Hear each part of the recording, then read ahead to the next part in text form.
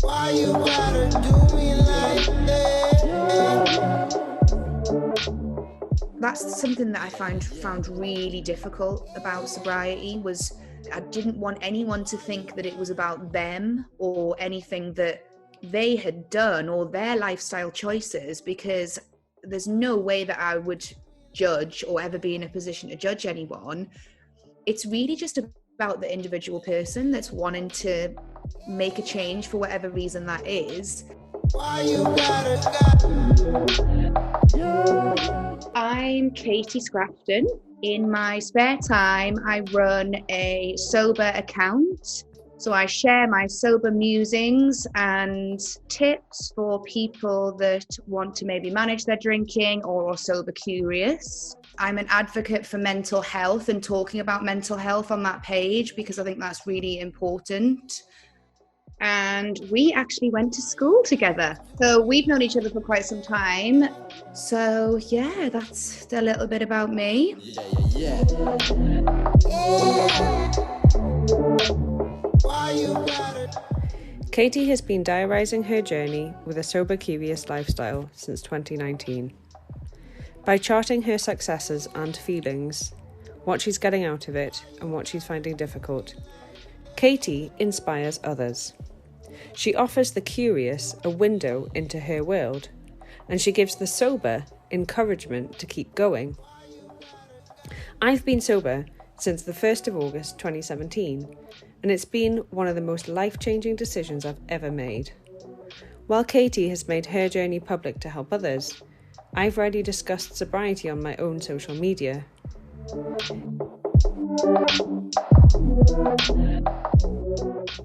Sobriety is what I call radical self-care. I don't think we'll change the world on our own. Collective actions, that is, working with others, is in my view what can and does change the world. But I do believe that looking after yourself is a really important part of being an activist, to be strong enough, literally, to fight the system on every front. It's a health issue we should take seriously. With alcohol so embedded into the society we live in, and the alcohol industry making huge amounts of profit on our hangovers, sobriety is just one way to practice radical self-care and to reject capitalist norms.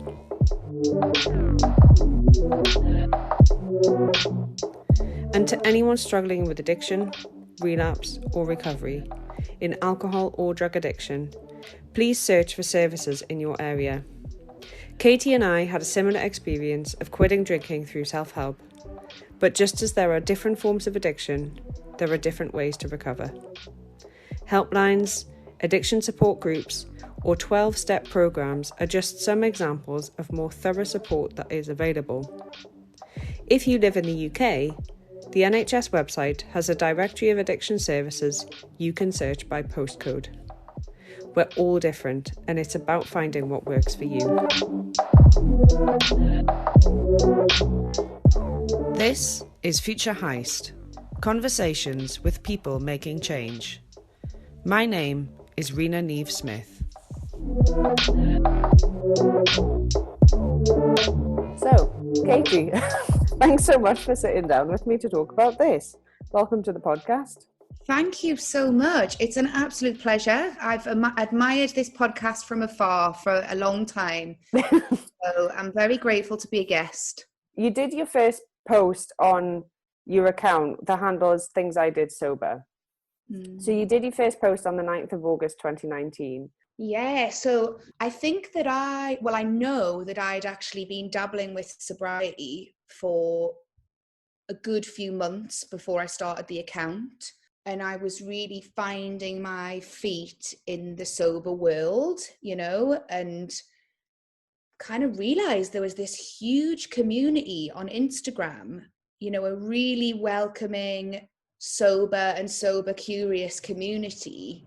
And once I started kind of delving into that, I thought, I'm going to put my message out there because I had learned a lot from, kind of delving into my own shit, basically, and kind of thinking about you know, the reasons that I drank, the reasons that I'd wanted to stop drinking. And I thought that message will definitely resonate with somebody else, just like the other accounts had resonated with me.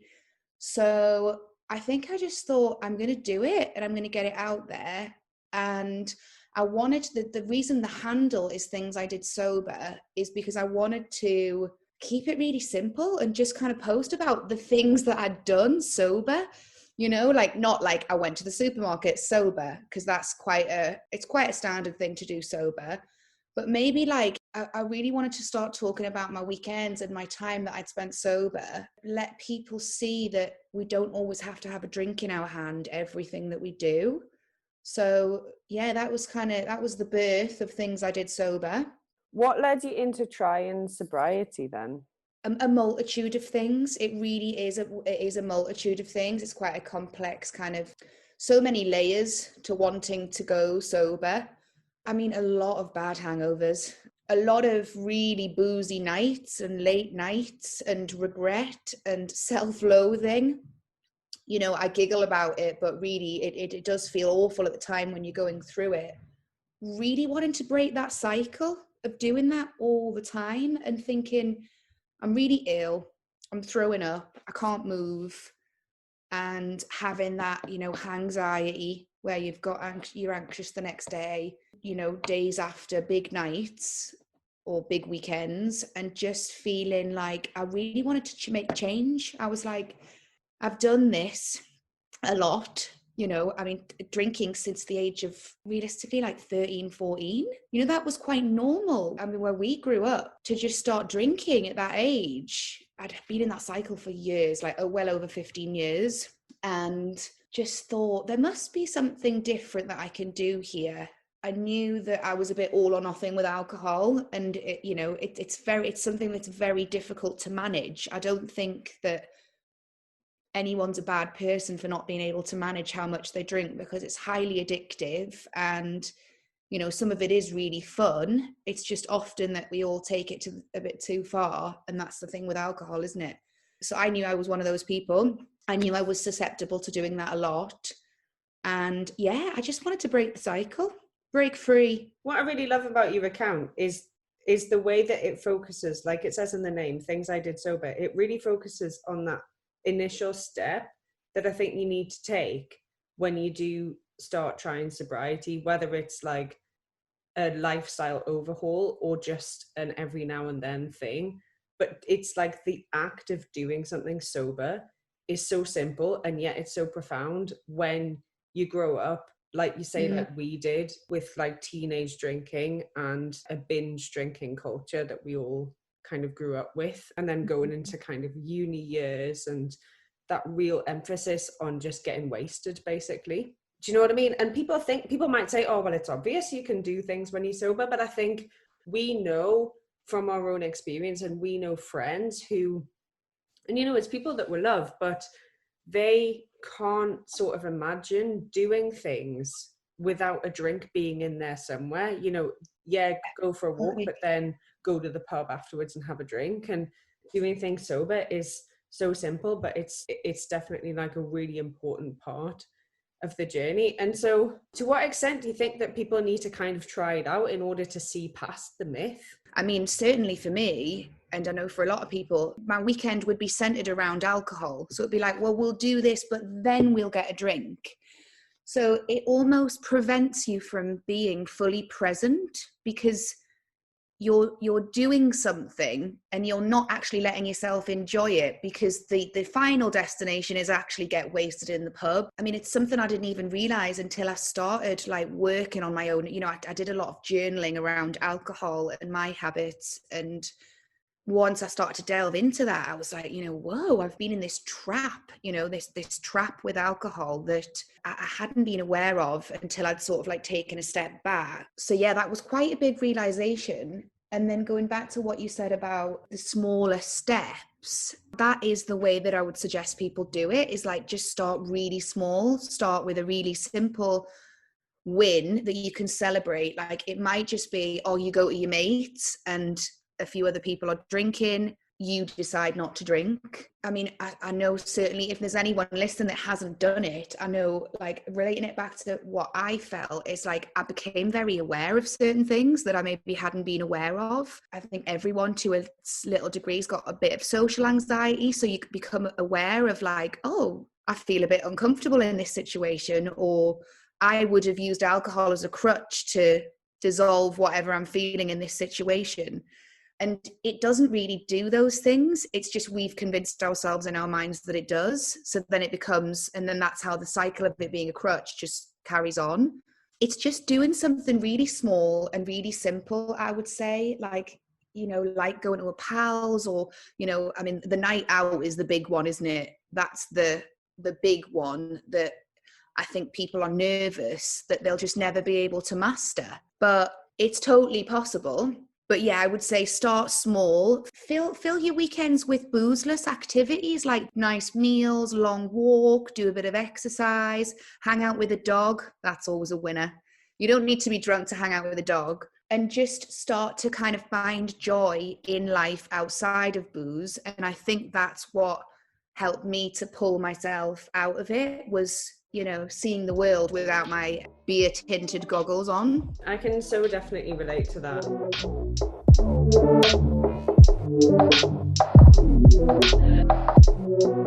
You obviously know my twin brother Niall, who gave up drinking for a couple of years back when we were at uni. I remember at the time it felt quite radical, because that was an age when we were all so self-conscious and we were all chasing that party high and wanting to be popular and liked and everything else that's going on in your early 20s. But I remember him talking about how when you go on a night out, it's really hard at the beginning of the night because you have that social anxiety where you kind of want one, but then that fades and you're okay again. And then I would add to that there's another point where everyone starts repeating themselves. And you know that bit when everyone gets really hammered and you think, actually, I think I'm going to go now. That's me done.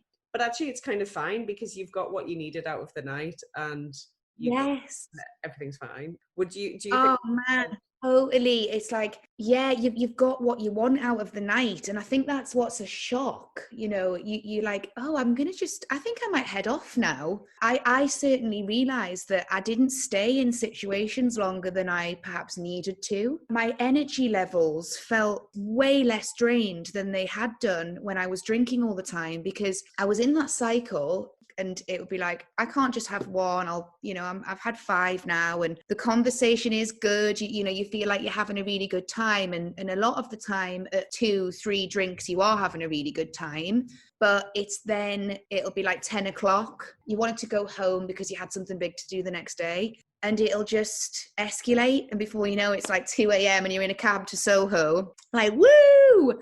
But you know, the next day, it just doesn't feel like it was worth it. And it also wasn't something that you really wanted to do. So I always felt like my energy was really drained. Like I was running on depleted energy all the time.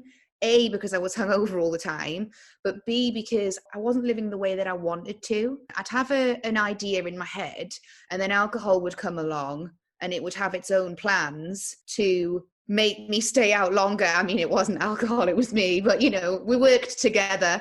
I would end up just like overstaying places, and you know what alcohol does, sometimes you overshare or you do something silly, or there's all sorts of things that come with being super drunk. You end up just like doing your own thing and being quite comfortable. It's just like, oh, well, it's 10 p.m. now, I'm a bit tired, I'm gonna head off. If I'd had a few drinks, I would have been like, oh, everyone's going to hate me if I leave early. And it's like, no one really cares. Like everyone's on their own vibe anyway. Sobriety has kind of given me that, I've kind of taken back that kind of power, which is just like, oh, I'm just going to do my own thing. And really like no one's that bothered. But I feel like we build stuff up in our head that makes us feel that they will be. Which I think is part of the really interesting thing about sobriety in general. And it leads really nicely onto my next question, which is, you know, when I stopped drinking, I noticed a lot of things changed in my life. But what for you was the biggest change when you started doing things sober? I would say the change in me was one of the biggest things. Certainly in early sobriety, I was really evaluating what was in my life, what served me and what didn't really serve me anymore. It'd been a gradual process with, you know, stopping taking drugs and then stopping drinking heavily and then getting to a stage where I really could limit my drinking. So it was a gradual process, but I mean, I was kind of like grieving for the party girl, kind of saying goodbye to that part of my life, and also working out how I could keep some of the things that I loved in my life, but do it in this new way now I was sober. So how can I go to gigs still, and furiously Googling like day parties in London so I wouldn't have to stay up past like 10 p.m. But letting go of certain things that I'd done in my really boozy days and bringing them back in a way that was more fitting with my current lifestyle. So that was a big change. And then naturally, you know, you won't see certain friends that you saw as much if they were big drinkers, just because, you know, they'll be in the pub. You might want to pop in and say hi, but you certainly won't be sat there for like 10 hours like you were previously. That's quite a biggie, is, you know, understanding that people will kind of come and go from your life. I think I've been quite lucky in the sense that a lot of my pals, even though I might not sit and go on a, you know, a bender with them now, the love is there, and, you know, they'll always be in my life and I'll be able to see them in other ways. But it does kind of tip everything on its head a little bit. You're like, okay, so I've got all this time. I feel great. I'm not hungover, but all my mates are in the pub. What am I going to do? You know, it's just trying to, it's a lot of self-evaluation, I would say. A lot of kind of, you know, walks and really digging in deep into your own soul and thinking about this like newfound kind of sense that you've got. It's like, whoa, this is what the world looks like when I'm not hungover and dying every weekend.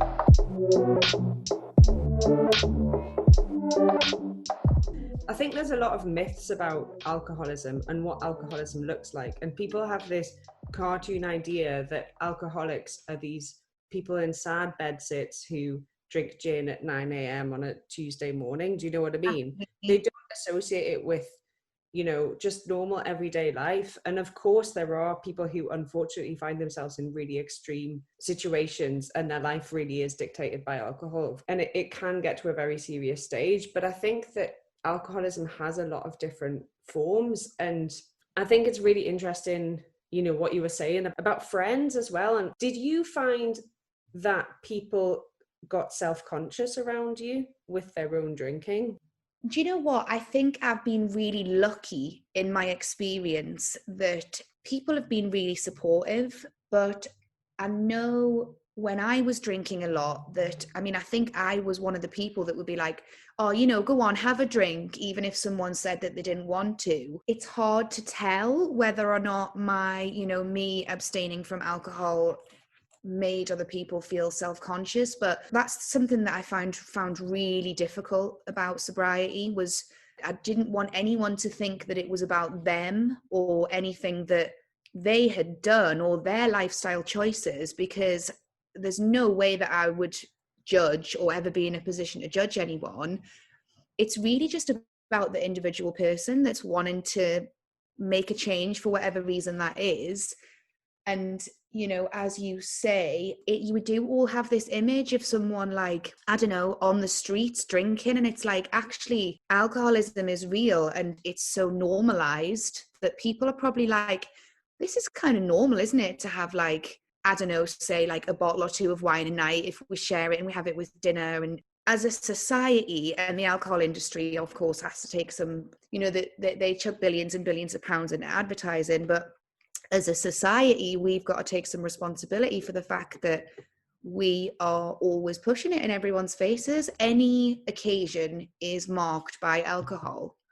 And I can't really work out what came first, whether we as humans started doing that or whether the alcohol industry that's got billions and billions of pounds, oh, it's a birthday, have a drink. It's this, have a drink. I mean, I didn't have anyone say, oh, that's making me feel really uncomfortable that you're not drinking, but I can certainly imagine that it was felt.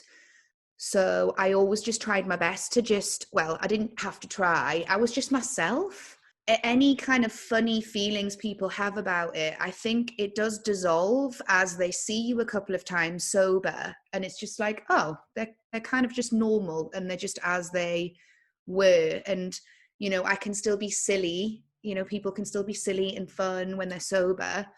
I think that helps when they see that, like, you're not this weird, I don't know what people think you're going to be like some sort of weird robot that doesn't drink anymore and doesn't want to have any fun. But it's not the truth.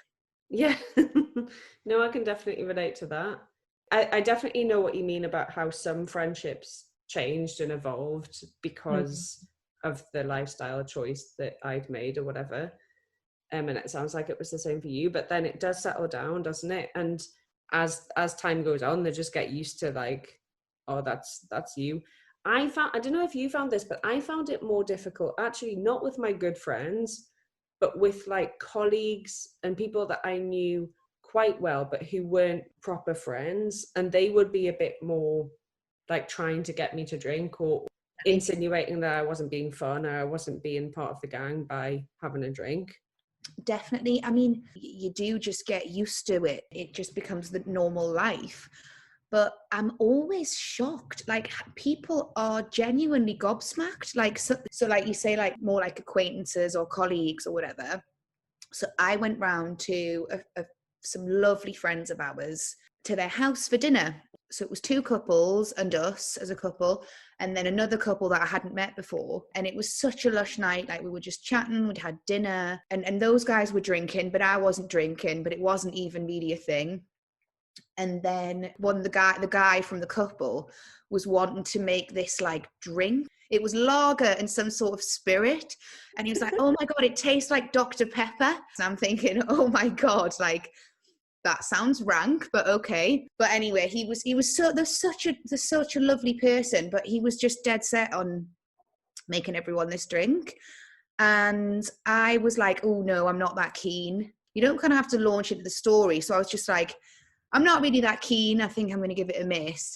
And he was just like, what? He wasn't mean about it. He just genuinely could not believe that I didn't want to drink this like wild concoction of lager and whatever spirit it was. It was just like, what? No, surely just one. And I just think it blew his mind that someone would just not want to do that. It shows, you know, even this far into my journey with it, like, which is still a very fresh, new journey. You know, some people have been sober for like 45 years or whatever. But it shows how ingrained it is into our culture. Yeah, sometimes it surprises you how much they are surprised that you wouldn't want to drink, kind of thing. And it's funny, isn't it? And I'm also thinking about, it's funny when you meet people who then only know you as a sober person, because you kind of like, listen, honey, like, I've been, oh my God. like, you don't need to, you know what I mean? But it's funny, but because I met my partner now, like after I stopped drinking, and he's never in any way sort of pressured me to have a drink or anything like that. That's brilliant. And he's not a big drinker himself, which is interesting because I always dated drinkers before, not in a conscious way, but I think you just end up with people who are similar to you. But it's nice that he's somebody who has never, you know, he never gets wasted or anything. So that's that. But he was surprised though when it was coming up to my 30th birthday, and he asked me if I was going to have a drink, and I said, well, no, I'm not. Because for me, it just, I don't know, even though it was my 30th birthday, by then I felt completely in control, that I didn't feel like doing that to celebrate that moment. Do you know what I mean? If I had have done, I'm sure I would have had one. When I first went sober, there were 1 or 2 times when I maybe had a glass of champagne to join in with Christmas or something, when I did feel like it. But in that, I knew that I just wasn't into it around that time. And he didn't say it in a way that made me feel pressured or anything. He was just surprised that I wouldn't at least have one. And again, it just shows how ingrained it is and what saying no to alcohol means. Totally. So weird. Yeah, it's that thing. It's like, oh, well, there's an occasion, so you will mark it with alcohol. This occasion cannot pass without alcohol. Definitely. And again, I'm not sure where that came from, whether it was the alcohol industry or whether, you know, we just started doing it as something fun because it can be really fun, and then it just stuck. but it's literally everything. It's like, oh, you're sad, drink. You're happy, drink.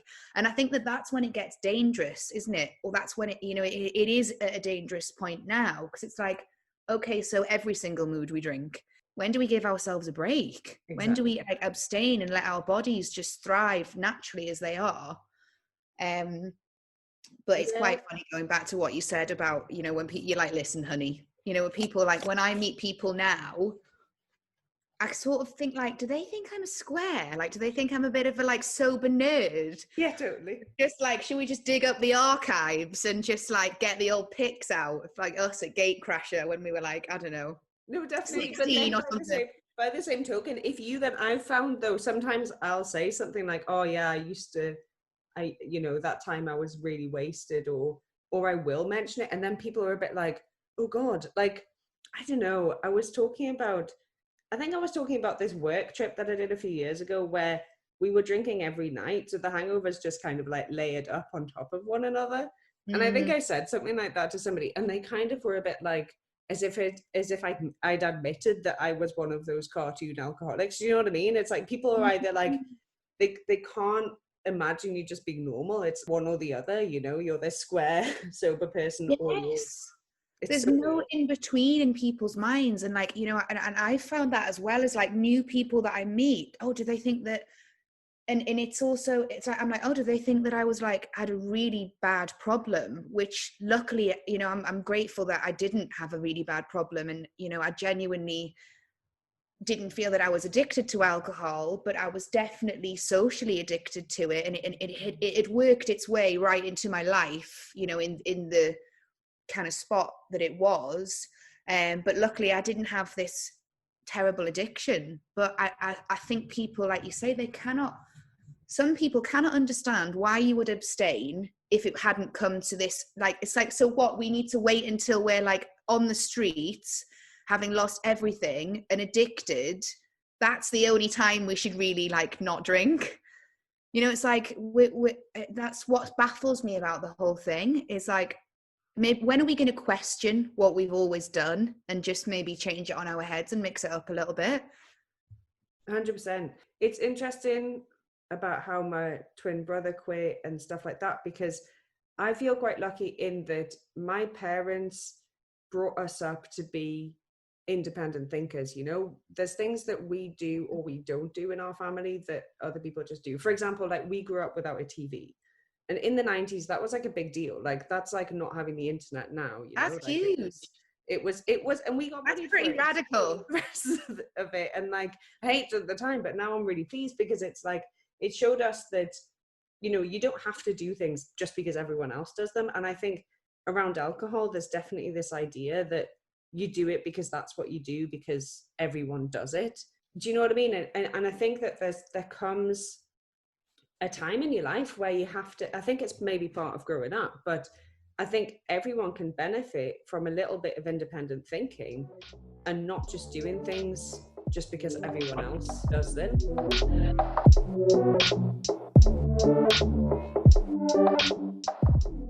To you, to what extent is it about confidence? Is not drinking about confidence? Well, you've definitely got to, you know, delve deep and find your own confidence to be able to do it, because it's big. It's big in a society that's obsessed with alcohol. It's definitely a bold move. Bold moves do require a certain amount of confidence.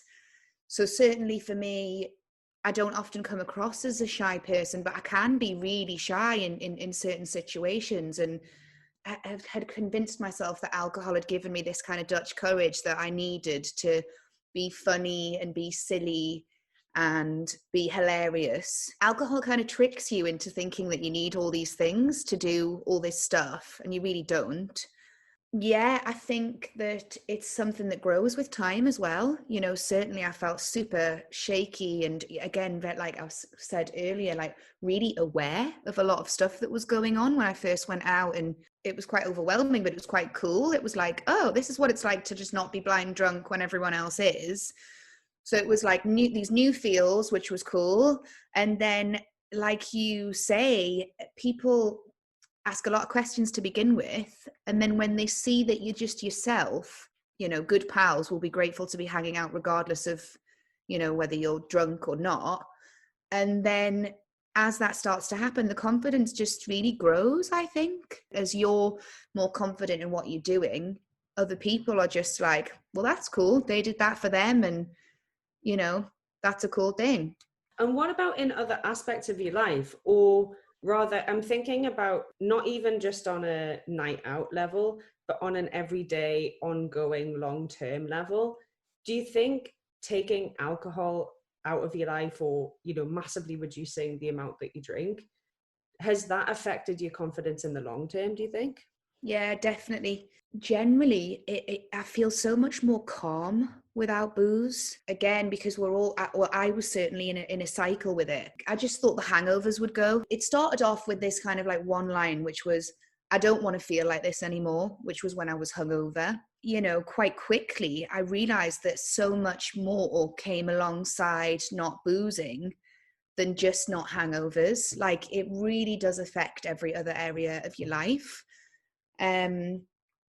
So yeah, I just feel so calm. I know, like, we were texting earlier and I was just like, it's New Year's Eve and I feel so calm and just chilled, and it feels really good. Like, you know, I think it's been a really turbulent year, but I do feel really grateful that I personally haven't drank through it, because I know I would just be feeling shaky and jittery, and just, you know, drinking a lot made me just not really feel like myself. So I think that kind of calmness has this huge ripple effect over everything that you do in life.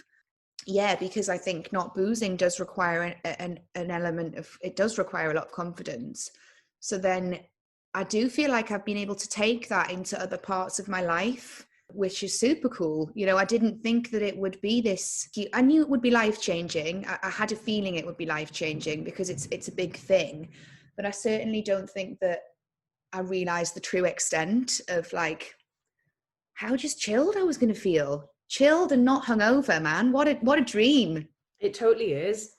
And what sort of makes me laugh is that when you are like big into parties and big into like going out and getting wasted or whatever, you're chasing a kind of confidence, aren't you? You're sort of doing this, like you described it before, as Dutch courage. Like, you know, we're all familiar with that feeling, but it's like, you know, that phrase, getting high on your own supply, which I think is about drug dealers taking their own drugs, but actually yeah, you get high on your own supply of like endorphins. yeah, totally. Like, you are, the confidence you have, and this isn't meant to sound smug or anything, because it's more just like this incredible discovery that I feel like I made, and it sounds like you made as well, where you realize that you've actually, you had it in you the whole time. Totally. Alcohol was drowning it out. Oh my God, absolutely. Yeah, it's like alcohol is tricking us to thinking that we need it to become the best version of ourselves, but we know how to do that, really. I think deep down we know how to do it, and I think it's hard sometimes. It requires some difficult self-work. It can sometimes require therapy, you know, journaling, really putting the work in, and really, you know, getting to, you know, digging deep to the soul, which I keep saying, but it does feel true. It's like, you know, that's quite tough and challenging work sometimes. So I know certainly for me, it was much easier to ignore what I felt that I needed to do that was going to be hard, and pick up a glass and just become a fun version of myself and dance around and be a bit of an idiot, which, you know, was great a lot of the time. You know, most of the time it was great, but it was preventing me from doing the work that I felt I really needed to do on myself. You know, that digging deep, it requires a certain level of patience that I don't think I really had when I was drinking, because my vision was a bit clouded by hangovers and, you know, when I was next going to go out boozing. So yeah, it brought a lot of clarity.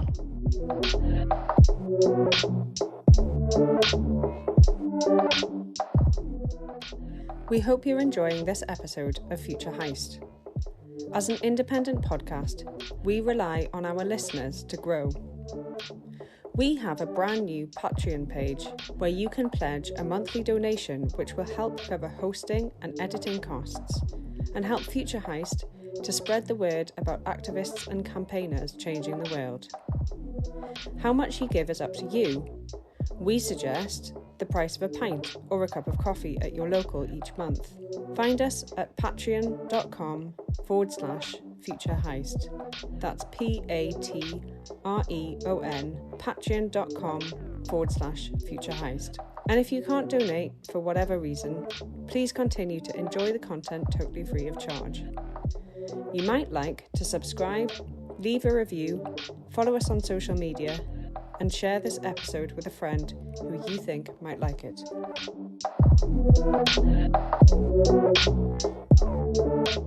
You talk on your account about kind of self-acceptance. There was a post you made the other day, "You're enough without alcohol." Something that people have said to me about drinking, and it's not something that they say often at all, but it has come up a couple of times. Somebody at work said to me, "I don't like myself enough not to drink." And it kind of broke my heart when she said it, because she is an amazing person and she shouldn't have that. And she didn't want to face up to herself. Exactly. Have you experienced something like that in your journey of kind of self-acceptance and getting to know yourself? I mean, you were talking before about patience. Was that part of your journey, and was it hard to learn? Oh, absolutely. And I think everyone has a bit of that. You know, that self-acceptance is hard. It's hard work sometimes when we're younger. All sorts of different messages are given to you, and that's when you're at the most susceptible age for drinking, I feel. So I think that's definitely where I fell into it quite heavily, was that I didn't really know who I was. You know, what am I going to do at uni? Who am I? You know, you've got all these huge questions thrown at you when you're young. Like, who are you going to be? I think it did spiral from that self-acceptance and not really knowing how to get to a place where I was comfortable just being who I was without alcohol. It's so strange because, like, when we're kids have the best time ever, right? You know, like, they're all just having a wicked time on like bouncy castles, doing fun stuff, like, I don't know, like running through fields and just loving life. And it's like, actually, like, we've still got that in us. But suddenly when you get to a teenager, you're meant to become an adult. And that means, like, you drink and you smoke cigarettes and you try and act really cool. And it's like, no, I want to go back to being a kid and just doing the fun stuff. For me, like the self-acceptance that I've got now is realizing that actually there's a big kid still totally trapped in me that still wants to do loads of silly things, like, you know, activities that are like silly and fun when you're not boozing.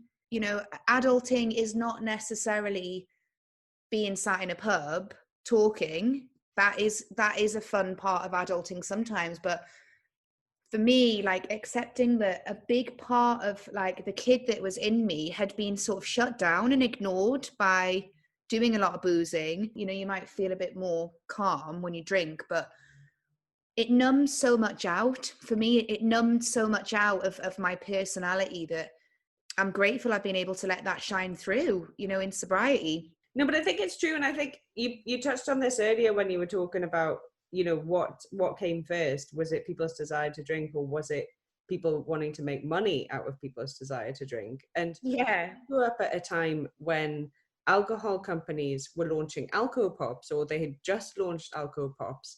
Oh man. A really cynical attempt by the drinks industry to monetize the drinking of very young people. And I mean, of course, they would say, oh, we're targeting 18-year-olds. But I think everyone at the time knew that actually it was 13-year-olds. 13-year-olds and 14-year-olds like us would be buying them and, you know, getting people to buy them for them. And really kind of unethical side of it there, where you're getting people who are actually underage and appealing to kids, really, and hooking them on early. And I think we'll have to recognize, for me, we'll have to recognize that we live in a world where, like, big business is allowed to sort of rule people's lives and exploit people. Definitely. And people's kind of desires in order to make money. And it applies to so many products. I mean, that's what I really loved about your post, you know, you're enough without alcohol, because actually we're enough without a lot of the products that we're told that we need. We are enough, you know, and it's quite a radical thing in today's world where we're sold things at every opportunity. I mean, you know, the amount of social media we consume, we see more adverts than any generation before us. You know, we're sold to all the time. So saying, actually, I'm enough without this, and especially a product which, without going into the, you know, we both had a great time with alcohol, and I'm not saying that it's all evil at all. Totally. But it is a substance which like causes a lot of harm to people and exactly really destroy people. Yeah, and it's funny, isn't it? Because we're trying to get confidence from alcohol, yet it can completely destroy your self-confidence and gets you trapped in a place where you feel like you really need it. But actually, I didn't feel like I could go anywhere else other than just stay in this place where I'm just boozing. And, you know, yeah, it goes back to saying that, you know, I didn't realize how much was sort of centered around alcohol and how freeing it would be stopping doing it. But yeah, you're so right. I mean, to be able to feel enough without anything that's being thrown at us in this, you know, it's not just this day and age, really. It's been forever since advertising was invented, but certainly on Instagram now, where we're seeing, like, I don't know, is something like 200, if you scroll, it's like 200 images a minute or something. So our brains can't compute with this. We're not designed to see that many images.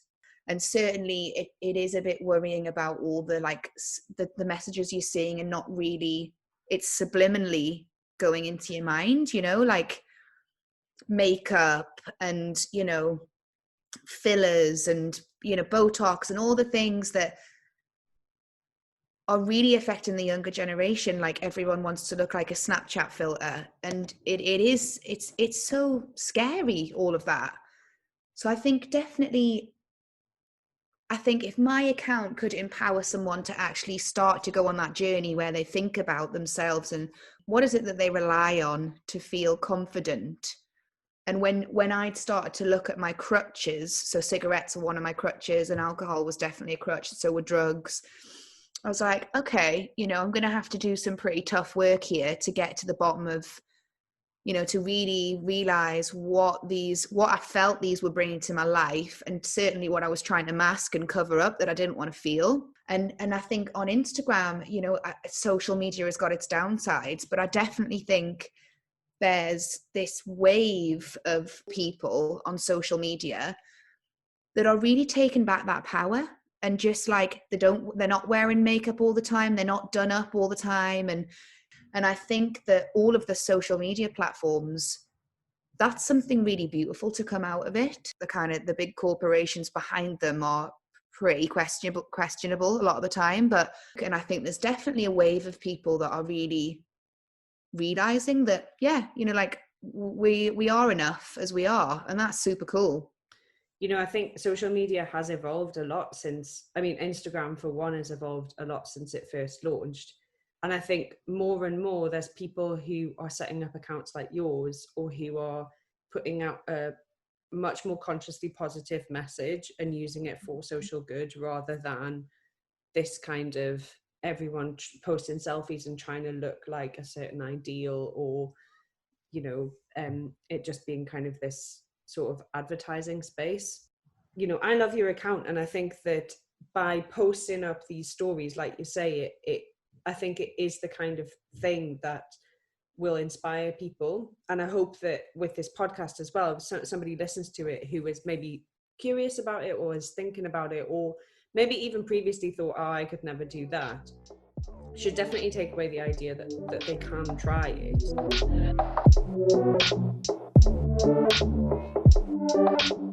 The campaign Dry January was launched by Alcohol Change UK in 2013, when they think about 4,000 people took part. Apparently this year, record numbers of people are wanting to take part in it, about 6.5 million people. Wow, isn't that so cool? Which is huge. And it's even up from, so last year they think about 4 million people took part. So it's already even a big jump compared to last year before you kind of launched Things I Did Sober. Because you obviously launched Things I Did Sober in the summertime, which is interesting because I quit drinking in the summer as well. But had you ever tried Dry January before? I love that. I love that it's snowballed. It's gone from like 4,000 to 6.5 million. I think it's brilliant. And I think like it goes back to what we were just saying in the previous question. It's like people are just starting to question stuff. That's what it comes down to. Oh, why have I always done this? And, really looking at what serves them and what doesn't. And even if they just try it for a month, I think it's a brilliant reset. I think it's a good way to start the year with a clear head. So yeah, I'm all for dry January. I love it. And I love that, I think it is great that people that even do go back to drinking in February, I just think it really gives them a taste of what sober lifestyle is like, and it's brilliant. So for me, I had tried Dry January before. I mean, I tried and failed a good few years, really failed, as in I'm not going to drink, and then by the fourth was just fully on it. And then of course my drinking mentality, it would be like, oh, well, I've fallen off the wagon now. I'm going to go extra hard in January and go anti-dry January. It was like, I don't know if I resented it. I just felt like I'd set these constraints in my mind that I wasn't the sort of person that would be able to do dry January, or that's for people that, I don't know. I just felt it wasn't for me. I'd made my mind up that it wasn't for me. And I think, that alcohol's got a huge part to play in that. That's what it kind of does. It keeps you thinking that you're not a person that would ever be able to do it. Actually, two guys that I worked with at Kerrang, one guy was sober when he joined, and I was just totally inspired by that. I mean, he's a really cool guy. And I was just like, that's so cool. So I'd ask him a bit of questions about it. And then there was another guy that used to do dry January and then just carry it on till April and go dry for 4 months.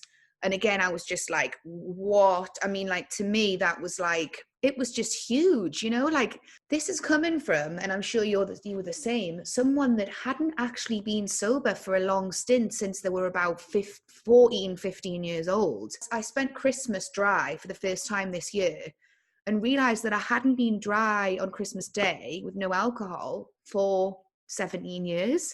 I was like, oh this is a long time. Yeah, I tried dry January and failed. So I would say to anyone that's tried and failed, that's totally normal. And if you're really interested in kind of dabbling with sobriety and learning more about it and getting more involved, just keep trying, don't stop trying to do it, whether it's in January or whether it's later on down the line. But I think January is that good reset time, isn't it? I mean, I don't have any New Year's resolutions actually, but I think it's that time when it's like the indulgence of Christmas and New Year. You just kind of want to wipe the slate clean. So I'm all for it. I love it. Good old alcohol change. I think it's brilliant. Yeah, I agree. I think it's really good. And yeah, like I say, I think the first time I ever did sobriety was with a dry January, although I have to say I found it very hard. And I do think I think to anyone who struggled, I do think it's a lot to do it in the middle of winter, I have to say. I know we have this thing where we have bleakest month of the year. Yeah, because it's so dark and miserable. I do feel like if anybody's failed in January, I'd encourage them to try again when it's a bit warmer and it's a bit more light. Do you know what I mean? You don't have to only do it in January, because actually it's quite a tough slog, isn't it, doing it in January? But well, the summer's fun because you can get outdoors, and I feel like you can do stuff, and it's easier to not have a drink in your hand. Getting outdoors and walking and appreciating nature played a huge part in those, definitely the earlier days when it was more of a struggle. I did really rely on nature to kind of come through and just make me feel a bit more chill, and it definitely did. So yeah, try it in the summer.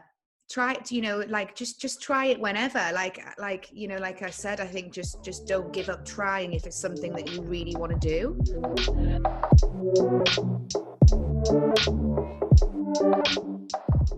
It wasn't like one day you just said, right, I'm never drinking again, and then you never had a drink after that. It's been a journey and it's been a process.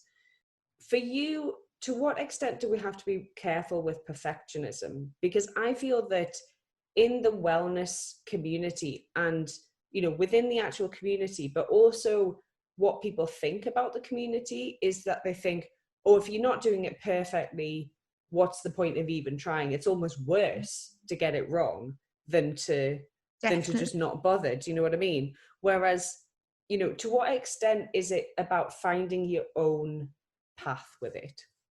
Oh, that resonates so much. And I think earlier when we were talking about starting the account, I can't remember whether it was when we were recording or not, but I was saying that I definitely felt some apprehension to post, to create the account. And I've actually had some kind of like months off here and there on the account. And the reason being is because that originally when I'd started it, I'd felt like, what will the sober community think if I'm going to just break this and want to have a glass for a wedding or this or that? So there was definitely some worry from my side, you know, well, I'm going to have to be completely sober now because I've done this. And that was more about me really than other people, but definitely everyone's feeling that. Yeah, it's this level of perfectionism that's just crazy. I look at some accounts and I'm like, you must be killing yourself to hold that up, you know, to create that much content. But it's great. I love all the content and, you know, they're doing them and good for them and people seem happy, but it's like, you know, that this level of perfectionism that we feel we have to withhold. I think it's about finding what's right for you. You know, every individual has different needs and they have different triggers and different things that work for them. So for me, I have got to a place where I feel that I could drink for one night and then I just wouldn't drink again for like another 4-6 months and I'll be cool with that. But it's like you said, it is getting to a stage with me where I'm like, do I really want to anymore? The desire to do it does fade away the more you do it. You just crave it less. And that's another thing that I would say to people is it does get much easier. It suddenly just becomes the norm. And you don't crave an ice cold beer on a sunny day. You want a nice lime soda. And, you know, even if someone listening can't ever imagine getting to that stage, like, you will, because I mean I did and I'm sure you have done the same.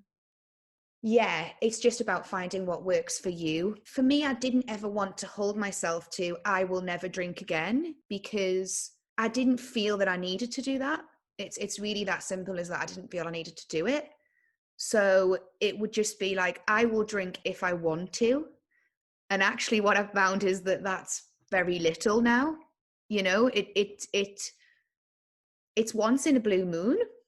So yeah, it's just about finding what works for you. If it's like you want to do it every other weekend, whereas you were doing it every weekend, just start small with these things and it spirals and then you get into your groove, don't you? No, definitely. And actually it's funny because when I started, I only quit for a month.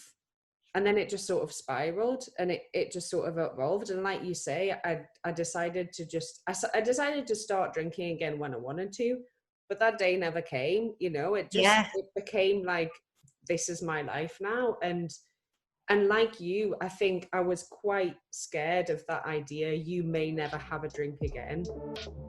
I found that really scary.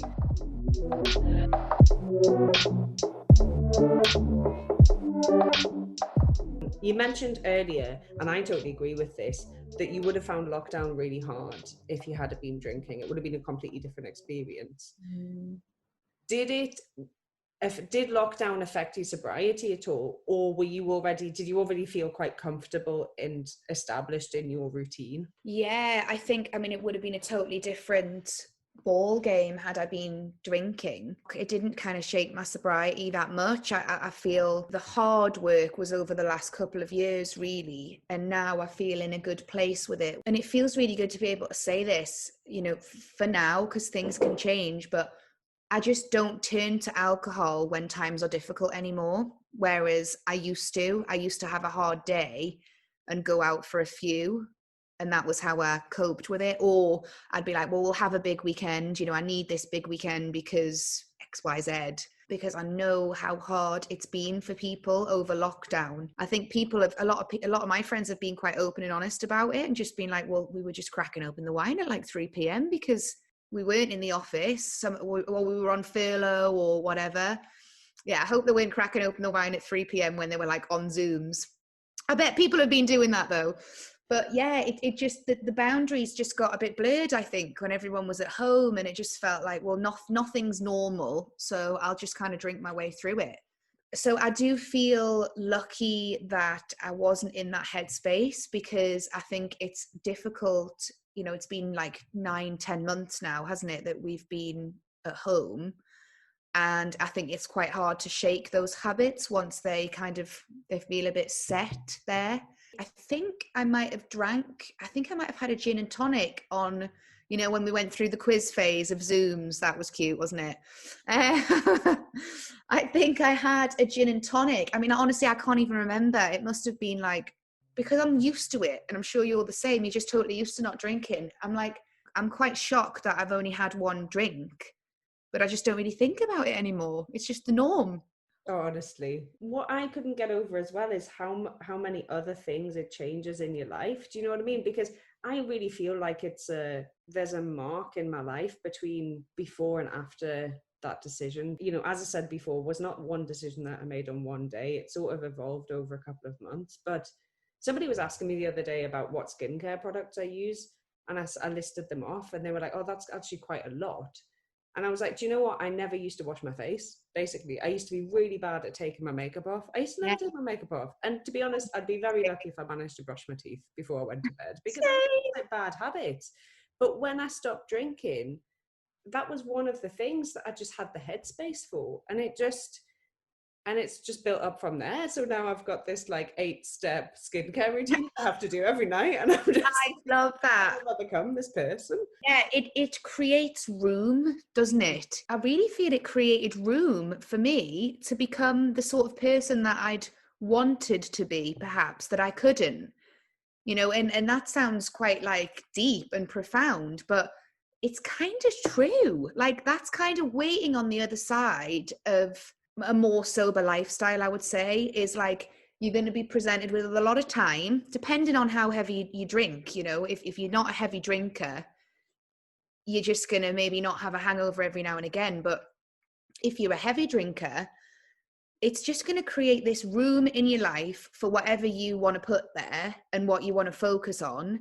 And like you say, it could be the 8-step skincare routine that's waiting, or it could be something, you know, totally different. It's just like, it creates this amazing room, I think, for you to just be something different, or be more of what you want it to be, whatever that is. No, definitely. It's the single biggest thing that like changed my life, definitely. If people have been struggling under lockdown, you know, I mean, I don't believe in only resetting at this time of year. As I said before, I think you can reset anytime you want. But I think like if people are curious about it, just take a chance and reset now and see what happens, because I'm sure that now that we are at home more, that extra time and that extra energy is going to like be really helpful for people, basically. Yeah, I love that. Take a chance on a more of a sober lifestyle and see how you feel. Really just start to notice your energy levels and your thoughts, and kind of let it come through and see what happens. And you're right. I mean, we need energy more than ever. Let's be real.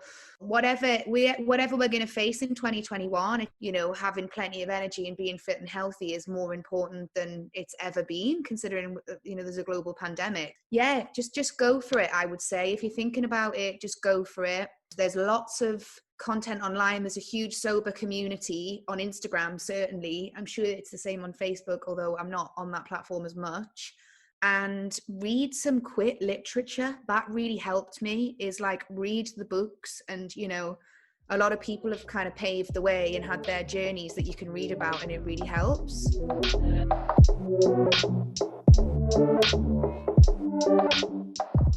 How can people find your account? How can people support what you do? Well, I live on Instagram, so that's the main platform that I'm on, and the handle is @thingsIDidSober. So you can find me there. Can you name any like single book or a couple of books or films or documentaries or anything that really inspired you in your journey that people can check out? Oh my God, yes. So my favorite book is by Catherine Gray, and it's called The Joyful Art of Being Sober. It changed my life. It changed the way I viewed a sober lifestyle. And I really resonated with a lot of Catherine's story because she was working in London and going to all the free parties that I'm sure you did when you first moved to London. You know, there's free booze everywhere you turn. And the story really resonated with me, and certainly how much alcohol I was drinking at one point. And reading that book really made me see that there's a big kid trapped in us that wants to kind of break free and just do some fun stuff. And it just made me realize, she made me realize that there was a world kind of waiting out there without alcohol that I hadn't seen, because I'd had my, it had just been clouded by alcohol and bad decisions. So definitely check out Catherine Gray, because she's amazing. And she also does The Joyful Art of Being Single, and she's got a couple of other books that I've heard are all incredible. Bryony Gordon is a great one. She's got a new book out about her sobriety. And Holly Whitaker has got a book. I can't remember the name, but they're all great. Yeah, there's loads, and there's loads of sober accounts. I do really feel like that's really helped me on in my, just reading other people's accounts and being like, yes, I totally agree with that. It really helps to know that you're not alone in your thinking or the way you're feeling about your drinking. I guess I don't really follow any other sober accounts apart from yours, but I definitely had that experience reading your posts, even though I'd started on my journey a little bit before you, I guess, or certainly before you started publishing on Instagram about it. But definitely, you were one of my sober inspirations. You were. I remember we met because it was one of our friends' birthdays, and we met, and everyone was having cocktails, and you were like, yeah, I'm just not drinking for a bit, like you were keeping it casual, and it was really good. Like, that was inspirational in itself. It wasn't like, well, I'm never going to drink again. You were just like, yeah, I'm not drinking. And I was just, can you remember I was asking loads of questions? I was just like, okay, so blah blah blah blah blah, and asking you all stuff about it, because I just couldn't. It was a new concept to me. Oh, people just don't drink because they just don't fancy it. What is this mad? What is this madness? And because it was December as well, so again, sort of that the heavy booze days. So it was, going out and doing all that stuff. But it's interesting because I've always been very conscious not to make anyone feel uncomfortable about my sobriety, if that makes sense. So definitely. I've always tried to be very careful about not appearing smug or anything. And I think that I've maybe taken that too far, in that this podcast is the first time really that I'm properly talking about sobriety with somebody. Whereas what I really loved about your account was that you then put into words a lot of the things that I'd been thinking in private, but put it out there into the world for other people to be inspired by. So I think it's really great. Thank you so much. I'm very flattered that I'm the only sober account that you've chosen to follow. That's pretty cool. But yeah, I'm glad you're talking about it as well. I'm so glad we can both sit here and discuss it in an open way that I really, like you say, I really hope it doesn't come across as judgmental or smug. I'm none of that, and neither are you. It's not about that. It's just about, it's kind of about self-growth and self-acceptance, and just taking that first step to do something that's different to what you've always known. That's kind of it, isn't it? No, absolutely. So yeah, I'm glad we could have this chat. I think it's really cool, and I hope it's resonated with, even if it's resonated with one person, I think it's great. Definitely. Yeah, I hope so too. The books Katie recommends are The Unexpected Joy of Being Sober by Catherine Gray, Glorious Rock Bottom by Bryony Gordon, and Quit Like a Woman by Holly Whitaker. You can find details in the show notes. And please, remember to avoid Amazon and support your local bookshop. If you want to know why, we recommend watching Ken Loach's film, Sorry We Missed You. Have you got any final words to people who are thinking about making a start? You know, I hope that kind of listening to me and you talk about it really gives people a more well-rounded view of what it means to stop drinking, even if it's for a short amount of time. I would say that you'll surprise yourself with how much it'll affect your life by cutting back on alcohol, because it really is life-changing. And you'll probably really surprise yourself by how strong you are and how, you know, once you get in the flow of it, how much easier it becomes and how much stronger and confident you feel. So I would say start small with a small win. Do something sober that you wouldn't have done sober previously. Watch it snowball and see how you feel, and you know, let it grow from there, and just go for it if you're thinking about it, because life's really short, isn't it? It's too short to spend hungover all the time, I would say. Wise words to end. That's brilliant. Thank you so much, Katie. Thank you for your time today. Oh, Rena, it was an absolute pleasure. Thank you so much for having me. Thanks.